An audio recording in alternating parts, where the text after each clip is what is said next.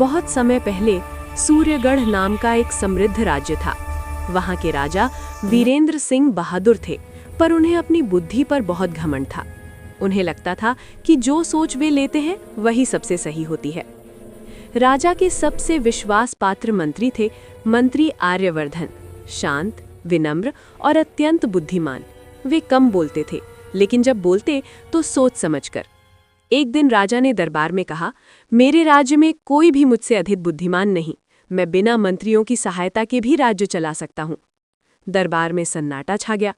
मंत्री आर्यवर्धन ने सिर झुकाकर कहा, महाराज, बुद्धि की परीक्षा शब्दों से नहीं, समय और निर्णयों से होती है। राजा को ये बात चुभ गई। अच्छा, तो मैं तुम्हारी बुद्धि की परीक्षा लूंगा, राजा बोले। राजा ने मंत्री से कहा, मैं तुम्हें 3 असंभव कार्य देता हूँ।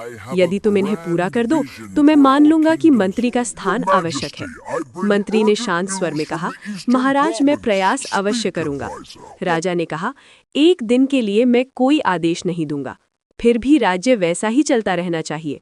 मंत्री ने अधिकारियों को बुलाया और कहा, आज हर अधिकारी अपने विवेक और नियमों के अनुसार काम करेगा। उस दिन कोई भ्रम नहीं हुआ, सभी अपने कर्तव्य पर डटे रहे। राजा हैरान रह गए। राजा ने कहा, बिना पूछे मुझे जनता की सबसे बड़ी समस्या बताओ। मंत्री ने भेष बदलकर नगर और गांवों का भ्रमण किया। उन्होंने गरीबों, किसानों, व्यापारियों और सैनिकों से बातचीत की। दरबार में लौटकर मंत्री बोले, महाराज, जनता की सबसे बड़ी समस्या गरीबी या कर नहीं, बल्कि न्याय में देरी है। राजा पहली बार गंभीर हो गए। राजा ने कहा, 3 महीनों में बिना कर बढ़ाए खजाना बढ़ाओ। मंत्री ने भ्रष्ट अधिकारियों को हटाया, ईमानदारों को सम्मान दिया और व्यापार मार्ग सुरक्षित करवाए।